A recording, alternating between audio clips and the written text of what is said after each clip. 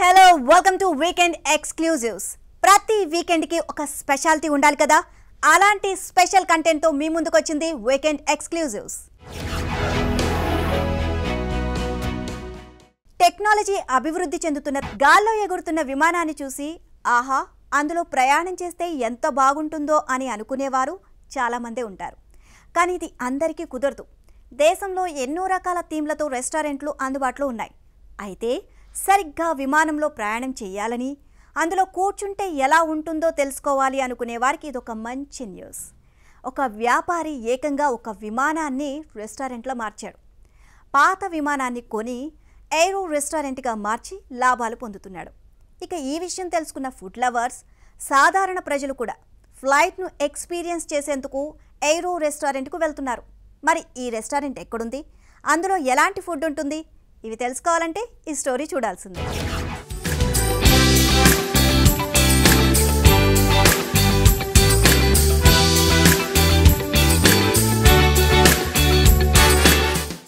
India వ్యాప్తంగా ఎన్నో రకాల రుచికరమైన వంటకాలు ఉంటాయి. ఒక్కో ప్రాంతాన్ని బట్టి అలవాట్లకు అనుగుణంగా ఆహారం దొరుకుతుంది. అయితే కొందరు హోటల్ నిర్వాహకులు రకరకాల ఐడియాలతో ముందుకొచ్చి కస్టమర్లను ఆకర్షిస్తుంటారు. రోబోట్లతో సర్వ్ చేయడం నుంచి ఎన్నో రకాల థీమ్లు అందుబాటులో ఉన్నాయి. తాజాగా బెంగళూరులోని ఓ రెస్టారెంట్ కూడా అందరినీ ఆకట్టుకుంటోంది. విమానంలో రెస్టారెంట్ను నిర్వహిస్తున్నారు. బెంగళూరులోని బన్నేరుఘాట్ల రహదారికి పక్కనే ఉన్న ఈ టైగర్ ఏరో రెస్టారెంట్ ఫేమస్ అవుతోంది. నిత్యం రద్దీగా కనిపిస్తోంది.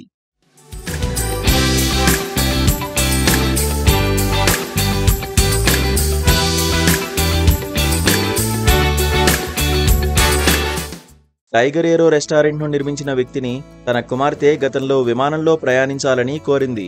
వ్యాపారం చేసే అతను బిజీ లైఫ్ వల్ల తన కుమార్తె అడిగిన కోరికను వెంటనే తీర్చలేకపోయాడు.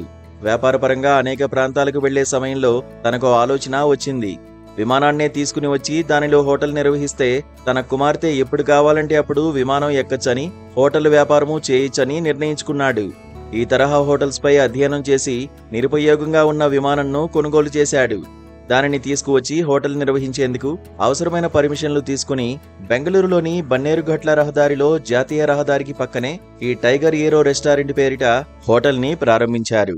యాక్చువల్లీ ఇది వచ్చి సౌత్ ఇండియాలో ఫస్ట్ టైం లాంచ్ అయింది. ఇది చాలా మందికి ఫ్లైట్ చూసేకే అయ్యాలి, ఒరిజినల్ ఫ్లైట్ ఆడపై ముట్టేకే అయ్యలేదాన్ని. ఇక్కడ మిడిల్ క్లాస్ వస్తారు, గార్పన్ సోషల్ వస్తారు, ఆటో డ్రైవర్ వస్తాడు, సీనియర్ సిటిజన్ వస్తారు. అందరూ లోపలికి వచ్చి ఫోటోషూట్స్ తీసుకొని నెమ్మదిగా భోజనం చేసుకొని మేము అట్లీస్ట్ ఆడానా పోయక్కలేదు, వీటికన్నా వచ్చి మా ఫీల్డ్లో మా ఒకటి కనస్ని నెనసేసుకుంటాము అనేసి అందరూ వస్తూ ఉంటారు. సార్ ఇక్కడ ఎట్లా తావాలా, ఏం చేయాలా, ఏం డాక్యుమెంట్ వైజు అంతా ఆడ ప్రిపేర్ చేసుకొని ఎండ్ ఆఫ్ ది డే ఫిబ్రవరి ఈడ లాంచ్ అయ్యాయి సార్. ఇది మాది ఒకసారి యాంటిక్ పీస్ అయిపోయింది. జనాలకి ఇప్పుడు అదర్స్ రెస్టారెంట్ ఎన్నో రెస్టారెంట్స్ చూసింటారు, బట్ ఈ రెస్టారెంట్ ఏడా సిక్కేలే చూసేకి. బట్ ఎయిర్ప్లేన్ రెస్టారెంట్ కదా, ఇది ఏడా సిక్కేలే చూసేకి. బట్ ఇది మా నేషనల్ పార్క్ ఉంది నియర్ బై. నేషనల్ పార్క్ పై ఈడు వచ్చి ఒక విజిట్ వేసేసి పోతూ ఉంటారు sir. Main photoshoot evening time చాలా బాగుంటుంది. ఎయిర్ప్లేన్ ఫోటోషూట్కి ఇప్పుడు అట్రాక్షన్ అయిపోయింది సార్. ఇది ఒకసారి మేము మాకు ఖుషి అవుతుంది, యాంటిక్ పీస్ అయిపోయింది ఇప్పుడు ఇది. ప్రస్తుతం ఈ హోటల్ ఆ ప్రాంతానికి ల్యాండ్ మార్క్ గా తయారైంది. నగరంలోని ప్రజలు విమాన హోటల్ ని సందర్శించేందుకు వెళ్తున్నారు. ఈ రోడ్డులో ప్రయాణించే వారిని ప్రత్యేకంగా ఆకట్టుకుంటుండటంతో అక్కడ ఆగి ఫోటోలు దిగుతున్నారు. విమాన హోటల్కి వచ్చే కస్టమర్కి టేబుల్ బుక్ చేసుకోవడానికి బోర్డింగ్ పాస్ తరహాలో టేబుల్ నెంబర్ కేటాయిస్తున్నారు. ఆసక్తి ఉన్నవారు కాక్పిట్లోకి వెళ్లి ఫోటోలు దిగుతున్నారు. విమానంలో నేరుగా కాక్పిట్ చూసే అవకాశం చాలా అరుదు. విమానంపై ఆసక్తి ఉన్నవారు కాక్పిట్ చూసి ఆశ్చర్యం వ్యక్తం చేస్తున్నారు.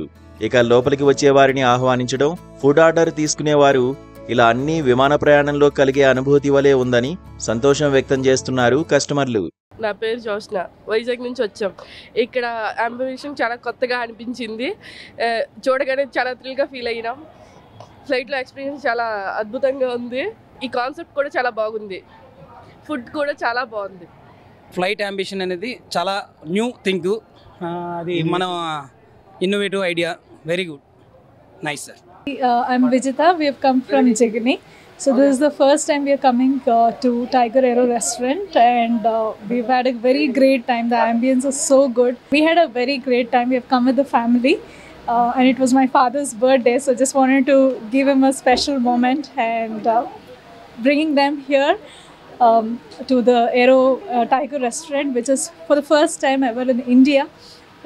We have had a very great experience.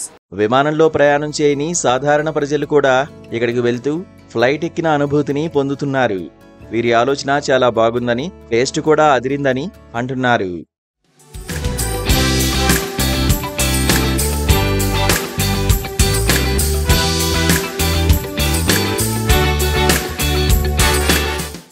మొక్కల్ని నాటాలి, వాటిని పెంచాలి అని చెబుతూ ఉంటారు. ప్రకృతి బాగుంటేనే మనుషుల జీవనం బాగుంటుంది అని చెబుతారు. అయితే అన్ని చెట్లు జీవన విధానానికి సహకారం అందిస్తాయా అంటే కాదనే చెప్పాలి. కొన్ని మొక్కలు ప్రాణాంతకంగా మారుతాయి. మనుషులకే కాదు, దాని చుట్టుపక్కల ఉన్న జీవరాశులకు డేంజరే. సరిగ్గా ఇలాంటి మొక్కలే నాగర్ కర్నూలు జిల్లా కృష్ణా నదిలో పెరుగుతున్నాయి. చేపలు ఈ మొక్కల వల్ల ప్రమాదంలో పడుతున్నాయి. దాంతో వాటి సంఖ్య తగ్గిపోయే సూచనలు కనిపిస్తున్నాయి. మత్స్యకారులు ఆందోళన చెందుతున్నారు. ఇటు పర్యాటకులకు కూడా అడ్డంకిగా మారింది. కృష్ణానదిలో ఆహ్లాదంగా కనిపించినా హానిగా మారిన మొక్కలు ఏంటి? వాటి వల్ల వస్తున్న నష్టమేంటి? Let's watch this story.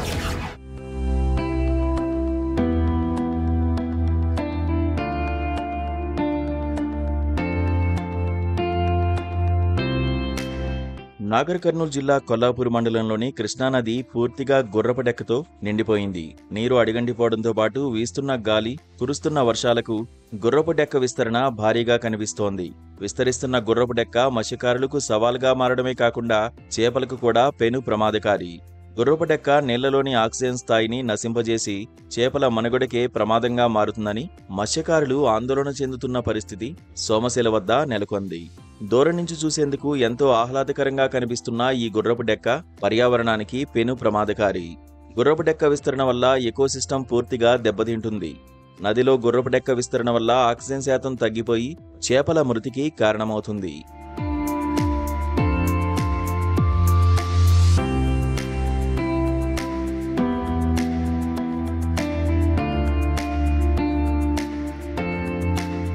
Nagar Kurnool జిల్లా కొల్లాపూర్ నియోజకవర్గంలోని సోమశిల, మంచాలకట్ట, మల్లేశ్వరంలో కృష్ణానది తీర ప్రాంతాల్లో గుర్రపుడెక్క కృష్ణమ్మను కమ్మేసింది. కృష్ణానదిలో ఎగువ నుంచి భారీగా గుర్రపుడెక్క తోసుకొచ్చింది. సోమశిల, మంచాలకట్ట, మల్లేశ్వరం, అమరగిరి వైపు రావడంతో మత్స్యకారులు, నదీ తీర ప్రాంతాల ప్రజలు ఆందోళన చెందుతున్నారు. వర్షాలు కురుస్తుండటంతో గుర్రపుడెక్క భారీగా వచ్చింది. బోటుపై ప్రయాణించే ప్రయాణికులు, మత్స్యకారులు ఇబ్బంది పడుతున్నారు. అయితే దూరం నుంచి చూసేందుకు చాలా అందంగా కనిపిస్తుందని కూడా కొంతమంది పర్యాటకులు అభిప్రాయపడుతున్నారు. అధికారులు చర్యలు తీసుకుని గుర్రపుడెక్కను తొలగించాలని కోరుతున్నారు. మేము ఈరోజు సోమశిలకి పర్యవేక్షించడానికి వచ్చినాము.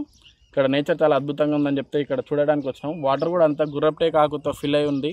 చాలా ఇబ్బందికరంగా ఉంది. బోర్లు కూడా నడుస్తలేవు. ప్రజలకు కూడా ఇక్కడ స్నానాలు చేయడానికి చాలా ఇబ్బందికరంగా ఉంది. ఈ గుర్రపుడెక్క ఆకులో బోర్లు నడుస్తూ కూడా చాలా ప్రమాదవశాత్తు ఏదైనా జరగకపోవచ్చు. అందుకని ఇక్కడ ఉన్న అధికారులు వెంటనే దీన్ని పరీక్షించి దీని యొక్క ప్రాబ్లమ్ని సాల్వ్ చేయాలని కోరుతున్నాం. అండి, నా పేరు మనీషా. మాకు సమ్మర్ హాలిడేస్ ఇచ్చారు. సో మేము విజిటింగ్కి వచ్చాము. ఇక్కడ వచ్చి చూసేసరికి మొత్తం వాటర్ మొత్తం ఆకుతో ఫిల్ అయిపోయింది. చాలా డిసప్పాయింట్గా అనిపించింది. సోమశిల అందాలని అన్ని చూడ్డానికి వచ్చాము, కానీ ఇక్కడికి వచ్చేసరికి మొత్తం ఇలా ఉండిపోయింది. ఇంకా బోటింగ్కి కూడా చాలా ఇబ్బంది ఉంటుంది ఇప్పుడు అని చెప్పారు. సో బోటింగ్ కూడా నడవట్లేదు. ఇది ఇంకా సమ్మర్ హాలిడేస్ విజిటింగ్ టైం కాబట్టి దేనికి ఇబ్బంది లేకుండా అధికారులు తొందరగా దీన్ని పరీక్షించి తగిన చర్యలు తీసుకోవాలని కోరుకుంటున్నాము. ఇటు మత్స్య సంపదతో పాటు పర్యాటకులకు కూడా ఇబ్బందిగా మారిన ఈ గుర్రపుడెక్కను తొలగిస్తేనే మంచిదనే అభిప్రాయాలు వ్యక్తమవుతున్నాయి. వీలైనంత త్వరగా చర్యలు తీసుకుంటే మంచిదంటున్నారు జనాలు.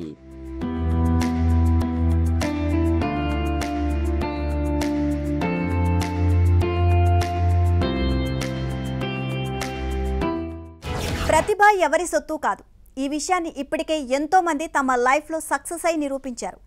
వారి గమ్యానికి చేరుకునేందుకు సమాజంలో ఎదురయ్యే ఎన్నో సవాళ్లను అధిగమించారు. అయితే తాజాగా సిద్దిపేట జిల్లాలో కూడా ఒక ఆణిముత్యం భారత్కు దొరికింది. కానీ పేదరికం ఆ యువతిని వెనక్కి లాగుతోంది. ఆమె బేస్బాల్లో రాణిస్తూ అంతర్జాతీయ స్థాయి వరకు వచ్చింది.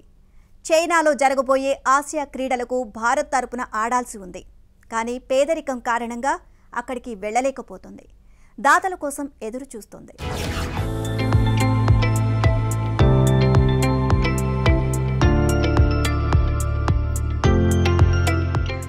అంకిత భావం, అత్యుత్తమ నైపుణ్యం ఆ అమ్మాయిని బేస్బాల్ క్రీడలో అత్యున్నత స్థాయికి తీసుకెళ్లింది. మన దగ్గర బేస్బాల్ క్రీడకు అంతగా ప్రాచుర్యం లేకున్నా, ప్రోత్సహించే వాళ్ళు కరువైనా అనుకున్నది సాధించింది. సిద్దిపేట జిల్లా అక్బర్పేట భూంపల్లి మండలం జంగాపల్లికి చెందిన విద్యార్థి పోసానిపల్లి సౌమ్యారెడ్డి తన అత్యుత్తమ ఆట తీరుతో తెలంగాణకు బేస్బాల్లో రాష్ట్రానికి మెడల్ తీసుకొచ్చింది. థాయిలాండ్లోని బ్యాంకాక్లో జరిగిన ఇంటర్నేషనల్ బేస్బాల్ పోటీల్లో సిల్వర్ మెడల్ సాధించి తన సొంత గ్రామానికి, రాష్ట్రానికి పేరు తెచ్చిపెట్టింది. బేస్బాల్ క్రీడపై తనకున్న మక్కువ తనను అంతర్జాతీయ స్థాయికి తీసుకెళ్లిన ఆర్థిక ఇబ్బందులు మాత్రం పాతాళానికి లాగుతున్నాయి. చైనాలో వచ్చే నవంబర్లో జరిగే బేస్బాల్ మహిళా ఆసియా కప్లో పాల్గొనే భారత జట్టులో ఆమె చోటు సాధించింది. ఇటీవల బ్యాంకాక్లో జరిగిన ఆసియా కప్ క్వాలిఫైయింగ్ పోటీలలో భారత జట్టు సిల్వర్ మెడల్ సాధించడంలో సౌమ్యారెడ్డి కీలక పాత్ర పోషించింది.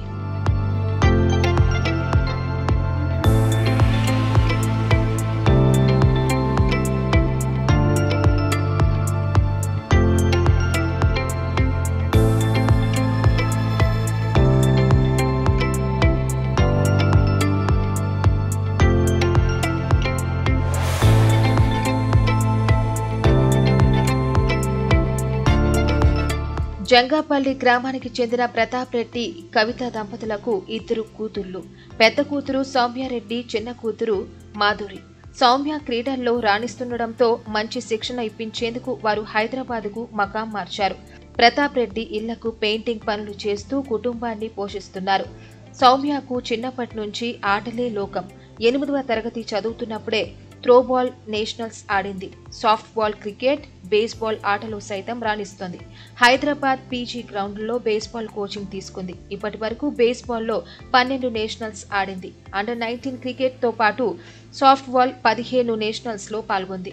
నవంబర్లో చైనాలో జరిగే ఆసియా కప్లో పాల్గొనేందుకు భారత జట్టుకు ఇటీవల ఎంపికైంది. అయితే పేద కుటుంబం కావడంతో ప్రయాణ ఖర్చులు భారంగా మారాయి. పోటీలలో పాల్గొనేందుకు నెల రోజుల ముందే చైనాకు చేరుకుని ప్రాక్టీస్ చేయాలి. ప్రయాణం ఖర్చులతో పాటు అక్కడ నెలపాటు ఉండేందుకు దాదాపు 5 లక్షల వరకు అవసరం అవుతుంది. అంత మొత్తం భరించే స్తోమత సౌమ్య కుటుంబానికి లేకపోవడంతో సౌమ్య నిరాశలో కూరుకుపోయారు. అయితే తనకు దాతలు అండగా నిలిస్తే ఇండియా తరపున ఆడి మెడల్స్ తీసుకొస్తానని క్రీడాకారిణి సౌమ్య ధీమాగా చెబుతున్నారు.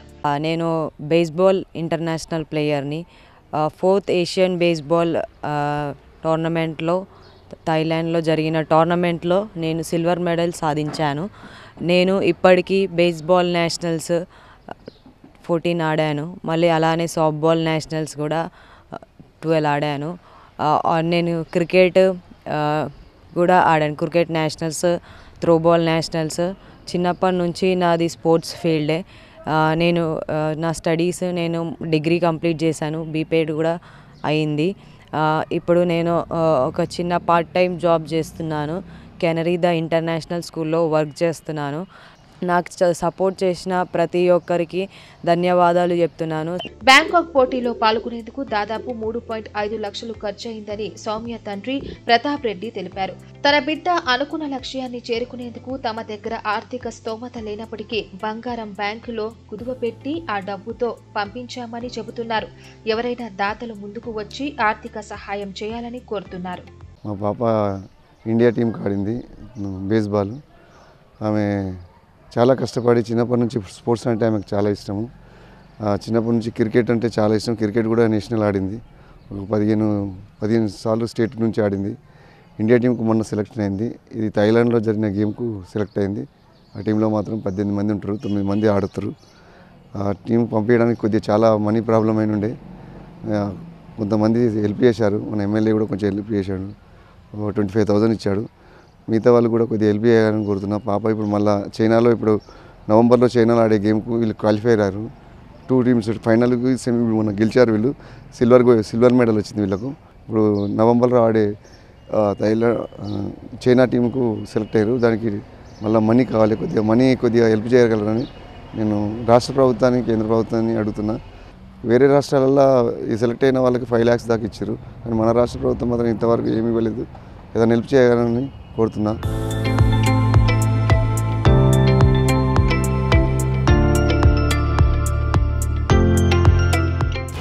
తొలకరి చినుకులు పడితే చాలు కర్నూలు వంటి జిల్లాలో వజ్రాల వేట కొనసాగిస్తారు ప్రజలు. గతంలో కొందరికి ఈ లక్ తగిలి లక్షాధికారులైన వారు ఉన్నారు. ఇలాంటి వజ్రాల వేటే ఎన్టీఆర్ జిల్లాలోనూ కొనసాగుతుంది. కృష్ణానదీ తీరాన ఉన్న గుట్టల్లో వజ్రాల కోసం తవ్వకాలు చేస్తున్నారు. స్థానికులే కాదు, ఇతర జిల్లాలకు చెందిన వారు అక్కడ వజ్రాల వేట కొనసాగిస్తున్నారు. గుడారాలు ఏర్పాటు చేసుకొని అక్కడే ఉంటున్నారు. మరి అక్కడ వజ్రాలు నిజంగా దొరుకుతున్నాయా? చరిత్ర ఏం చెబుతోంది?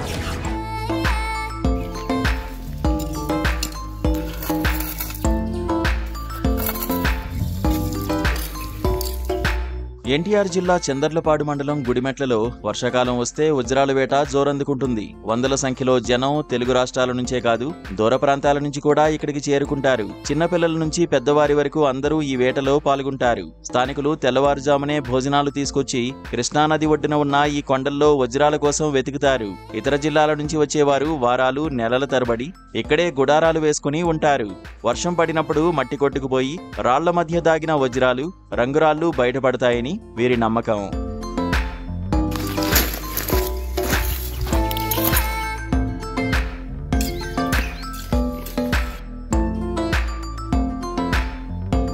ఈ వేటలో వజ్రాలతో పాటు రత్నాలు రంగురాళ్లు కూడా దొరుకుతాయి.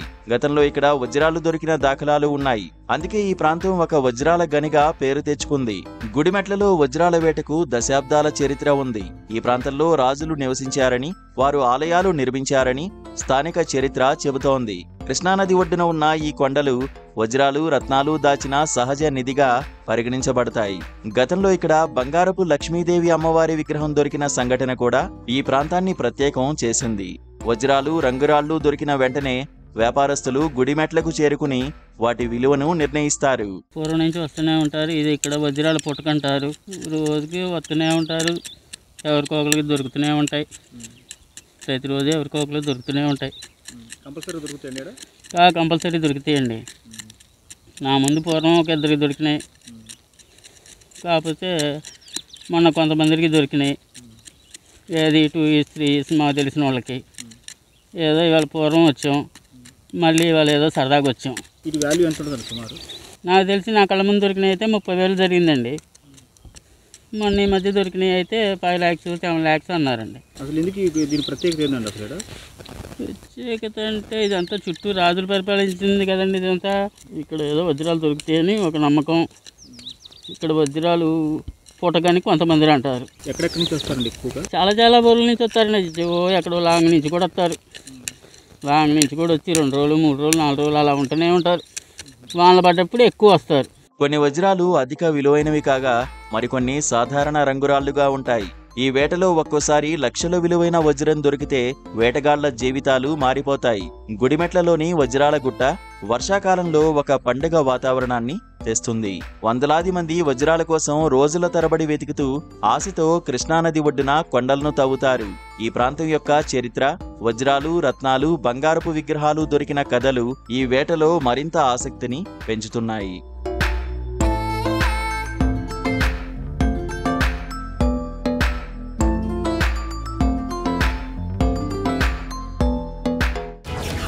ఈ వారం వీకెండ్ ఎక్స్క్లూజివ్. మరిన్ని ఇంట్రెస్టింగ్ టాపిక్స్ తో నెక్స్ట్ వీక్ మళ్ళీ మీట్ అవుదాం. అంతవరకు కీప్ వాచింగ్ ABN ఆంధ్రజ్యోతి.